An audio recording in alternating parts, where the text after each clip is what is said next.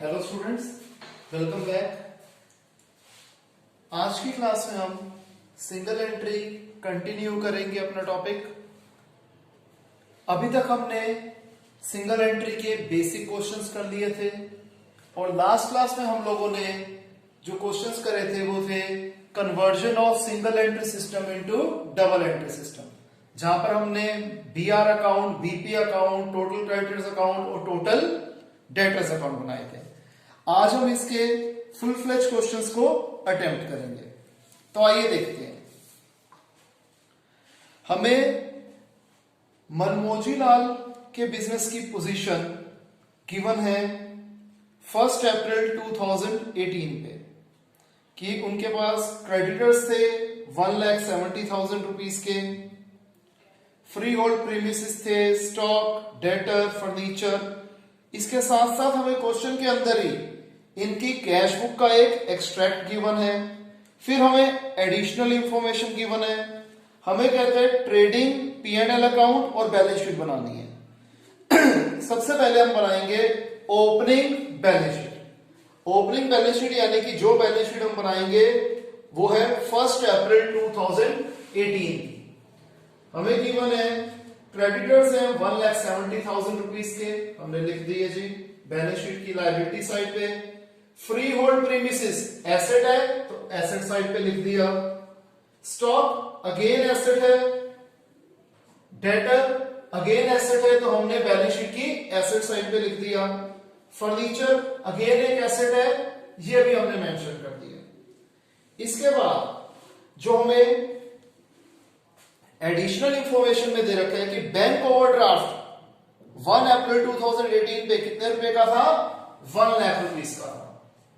इसके अलावा 1 अप्रैल 2018 की हमें कोई फाइनेंशियल पोजीशन के बारे में कुछ भी नहीं कहा गया, तो हमने इतना लिख दिया और हमारी कैपिटल निकल आई balancing figure. This will be our closing capital. In fact आप कह लीजिए कि इस साल ये जो हमने बैलेंस शीट बनाई है 1 अप्रैल 18 पे, उस दिन पे हमारी कैपिटल कितनी थी, 7 लाख रुपीस की थी। इसी का यूज होगा क्लोजिंग बैलेंस शीट में कि हमारी कैपिटल है ये 7 लाख रुपीस की। इसके बाद आ जाते हैं जी हम हमारे कैश बुक पे। डेटर्स रिसिप्ट साइड पे दिया हुआ है 1,50,000 रुपीस। सेल्स गिवन है, बैंक ओवरड्राफ्ट हमने लिख दिया, expenses, drawings, creditors, cash in hand, cash at bank. इसके अलावा closing stock, closing debtor, closing creditor. और कहते हैं कि हमने प्रीमिसेस और फर्नीचर में कोई एडिशंस नहीं करे, यानी कि हमने कुछ खरीदा इसमें नहीं है, लेकिन इन दोनों को डेप्रिसिएशन दी रखी है कितनी, 10% और 15% रिस्पेक्टिवली। और provision for bad and doubtful debts हमें 2.5% का क्रिएट करना है। देखिए स्टूडेंट्स, हमें डेटर और क्रेडिटर के बारे में बैलेंसेस गिवन है जो हमने यहां पर यूज करे। इसी से हम टोटल डेटर और टोटल क्रेडिटर अकाउंट बना लेंगे। डेटर का ओपनिंग बैलेंस हो गया 2 लाख रुपीस और क्रेडिटर्स का ओपनिंग बैलेंस हो गया 1,70,000 रुपीस। क्लियर है? अब देखिए आगे, डेटर से हमें 1.5 लाख रुपए मिले हैं तो क्या हो जाएगा, डेटर्स का बैलेंस रिड्यूस हो जाएगा, यानी कि हम क्रेडिट साइड पे लिख देंगे by cash oblique bank account 1,50,000 rupees. Next, sales हमने करी 8 लाख रुपए की, ये कहां पर आता है, ट्रेडिंग अकाउंट की क्रेडिट साइड पे आता है। फिर एक्सपेंसेस, नॉर्मल एक्सपेंसेस दिए हैं तो हम P&L अकाउंट की डेबिट साइड पे लिखेंगे। ड्रॉइंग्स 30,000 है, कैपिटल में से माइनस हो जाएगी। सन्ड्री क्रेडिटर्स, हमने क्रेडिटर्स की पेमेंट करी है 2 लाख रुपीस की, तो क्रेडिटर्स का बैलेंस भी ये रिड्यूस हो जाएगा। नेक्स्ट कहते हैं कैश इन हैंड और कैश एट बैंक, दोनों के क्लोजिंग बैलेंसेस हमें गिवन है 20,000 और 1 लाख रुपीस के। अब समझिए जी, हमें क्लोजिंग स्टॉक दे रखा है कितने का, 3 लाख रुपीस का, ये हमने लिख दिया जी ट्रेडिंग अकाउंट की क्रेडिट साइड पे और बैलेंस शीट की एसेट साइड पे। क्लोजिंग डेटर्स है 2 2,50,000 के, यानी कि डेटर्स का क्लोजिंग बैलेंस है 2,50,000, ये हमने लिख दिया यहां पर और बैलेंस शीट में भी लिख दिया। इसके ऊपर जो प्रोविजन लगानी होगी वो भी लगा देंगे। क्लोजिंग क्रेडिटर 1,20,000, अगेन हमें क्रेडिटर्स का क्लोजिंग बैलेंस गिवन है जी, ये हमने लिख दिया और सेम चीज आ जाएगी बैलेंस शीट की लायबिलिटी साइड पे। फिर प्रीमिसिस के ऊपर डेप्रिसिएशन लगाना है 10%। प्रीमिसिस हमारे पास कितने की थी, 5 लाख रुपीस की थी, इसका 10% डेप्रिसिएशन 50,000 रुपीज, ये हमने लगा दिया प्रीमिसिस के ऊपर, कहां पर, बैलेंस शीट में। और जो 50,000 डेप्रिसिएशन है ये आ जाएगा P&L अकाउंट की डेबिट साइड पे। नेक्स्ट 15% हमें डेप्रिसिएशन लगाना था फर्नीचर के ऊपर। फर्नीचर हमारा कितना था, 20,000 रुपीज का, 20,000 का 15% 3,000 रुपीज, ये हमने फर्नीचर के ऊपर डेप्रिसिएशन लगा दिया। और जो 3,000 डेप्रिसिएशन है ये हम लिखेंगे P&L अकाउंट की डेबिट साइड पे। फिर प्रोविजन फॉर डाउटफुल डेब्ट्स है 2.5%। 2.5% किसका, जो हमारी क्लोजिंग फिगर थी, क्लोजिंग फिगर, क्लोजिंग बैलेंस था 2.5 लाख रुपए, 2.5 लाख का 2.5% 6,250 रुपीज, ये आ जाएगा P&L अकाउंट की डेबिट साइड पे to provision for bad debts. Clear है यहां तक। अब देखिए जो हमारा डेटर अकाउंट है उसमें बैलेंसिंग फिगर आ जाएगी क्रेडिट सेल्स की, और जो हमारा क्रेडिटर्स अकाउंट है उसमें बैलेंसिंग फिगर आ जाएगी क्रेडिट परचेजेस की। क्लियर। अब देखिए टोटल सेल्स क्या होती है, cash sales plus credit sale. हमें क्वेश्चन के अंदर सेल्स कितनी दे रखी है, कैश सेल्स दे रखी है 8 लाख रुपीस की, और हमने क्रेडिट सेल कितने की निकाली, 2 लाख रुपीस की, तो टोटल सेल्स हो गई 10 लाख रुपीस की। जो हमने यहां लिख दी कि सेल्स थी हमारी 10 लाख रुपीस, हमने गलती से इसे डायरेक्ट पहले टिक मार दिया था, जबकि होना चाहिए था 8 lakh plus 2 lakh that is 10 lakh rupees. इसी तरीके से हमारे जो परचेसेस है, हमें कैश परचेसेस तो गिवन नहीं है, तो जो क्रेडिट परचेसेस है वही हमारे टोटल परचेसेस बन जाएंगे, जो कि हो गया 1,50,000 रुपीस। अब इसके बाद जो हमारी ये जो ओपनिंग बैलेंस शीट थी, इसका जो स्टॉक था वही हमारा यहां पर आ जाएगा ओपनिंग स्टॉक। अभी तक हम लोगों ने क्या कर लिया है, डेटर्स अकाउंट बना लिया, क्रेडिटर्स अकाउंट बना लिया। अब एक एक करके यहां से ओपनिंग बैलेंस शीट बना ली। अब ट्रेडिंग अकाउंट को क्लोज करते हैं। क्रेडिट साइड का टोटल पड़ा हमने दोनों तरफ लिख दिया, तो बैलेंसिंग फिगर आ गई डेबिट साइड पे to gross profit transfer to P&L account. यही बैलेंस कहां आ जाएगा, P&L अकाउंट के क्रेडिट साइड पे आ जाएगा by gross profit transfer from trading account. Again हम क्या देख रहे हैं, क्रेडिट साइड का टोटल पड़ा है, हमने दोनों तरफ लिख दिया। इस टोटल में से ये चारों आइटम्स को माइनस कर दिए तो आ गया हमारा नेट प्रॉफिट, जो हम ट्रांसफर करेंगे कैपिटल अकाउंट में। तो हमने कैपिटल में ये नेट प्रॉफिट ऐड कर दिया, ये फिगर आ गई, दोनों को ऐड करा इतना आ गया। और हमने एसेट साइड का टोटल करा। हम क्या देख रहे हैं, हमारी लायबिलिटी और एसेट साइड दोनों का टोटल सेम है, यानी कि आंसर हमने एकदम ठीक किया है। क्लियर है स्टूडेंट्स, इसे कॉपी कीजिए।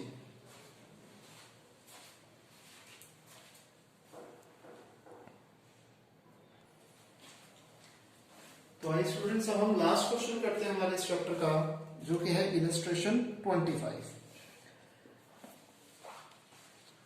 राजेश अपनी बुक्स को प्रॉपर डबल एंट्री पे मेंटेन नहीं करते थे।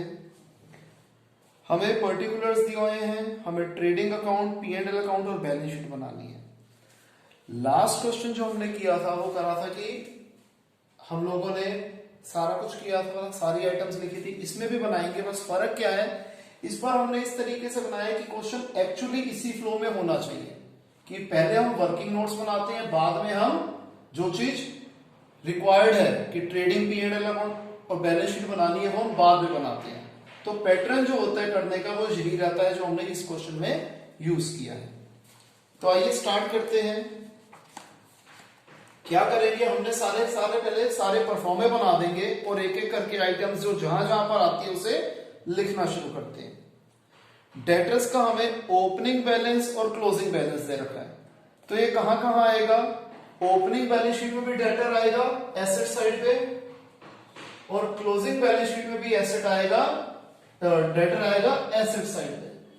तो ओपनिंग में था 90,000, क्लोजिंग में था 1,25,000 प्लस जो हम डेटर्स अकाउंट बनाएंगे तो ओपनिंग बैलेंस हो जाएगा टू बैलेंस ब्रॉट डाउन और क्लोजिंग बैलेंस हो जाएगा बाय बैलेंस कैरिंग डाउन। फिर आ जाते हैं स्टॉक पे।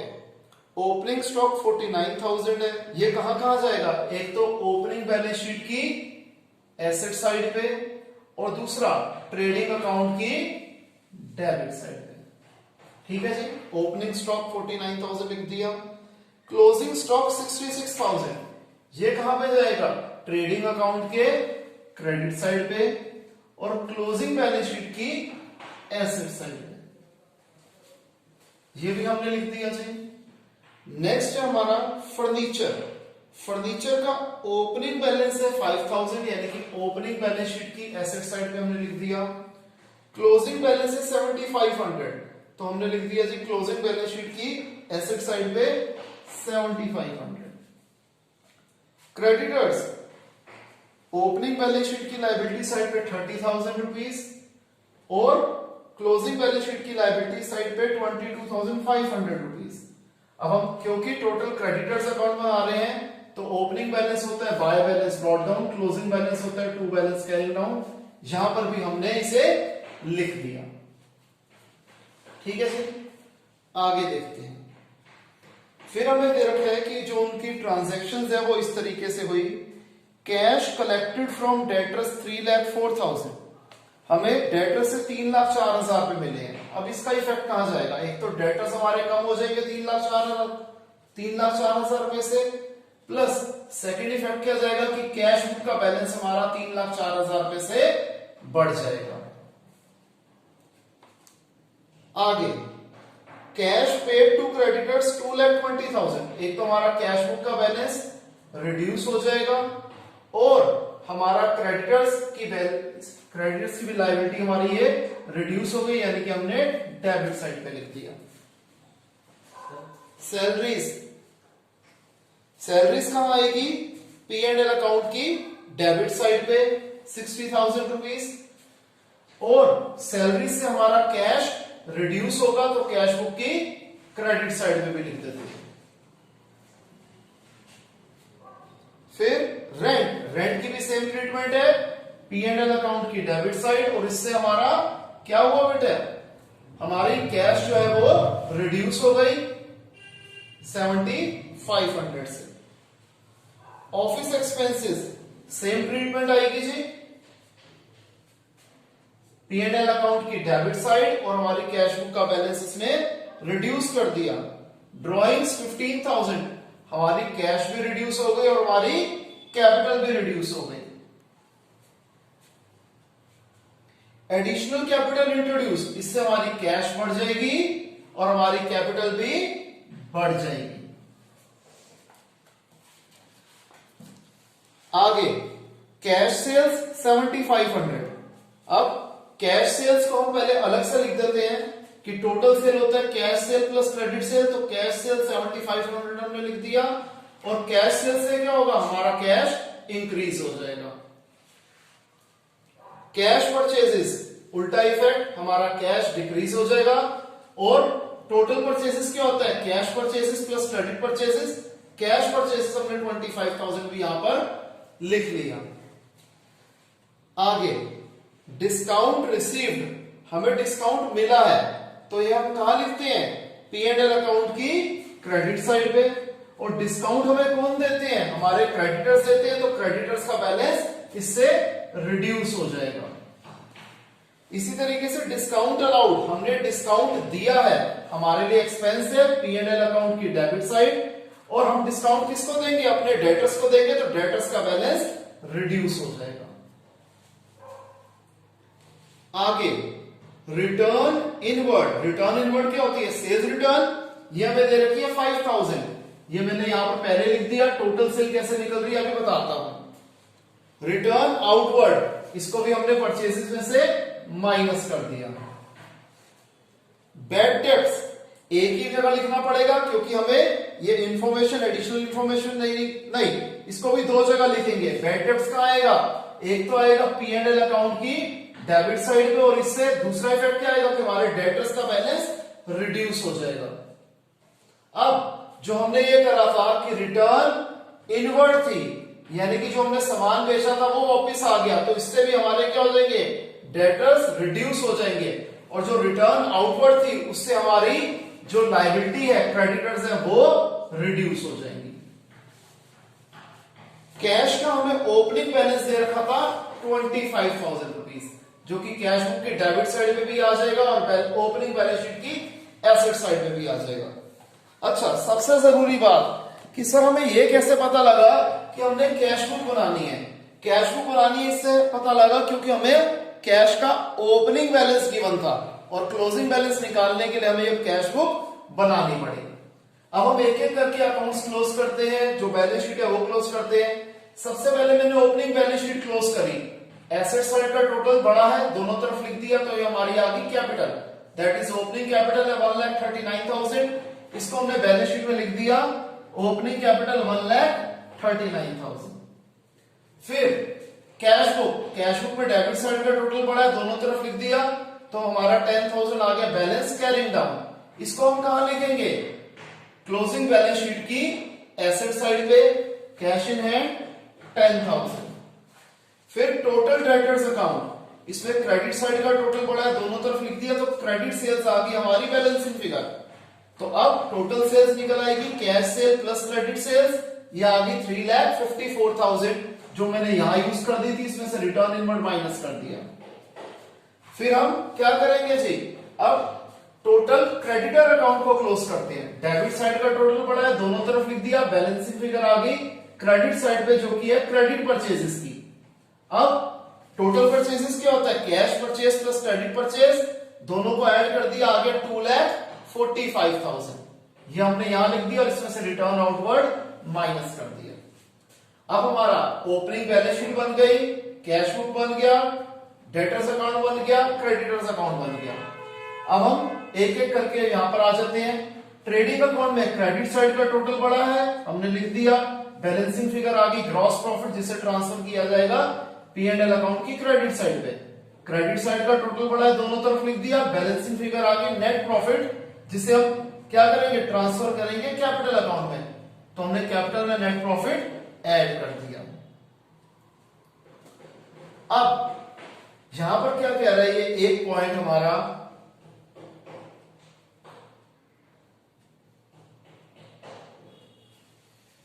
सिर्फ रह गया है,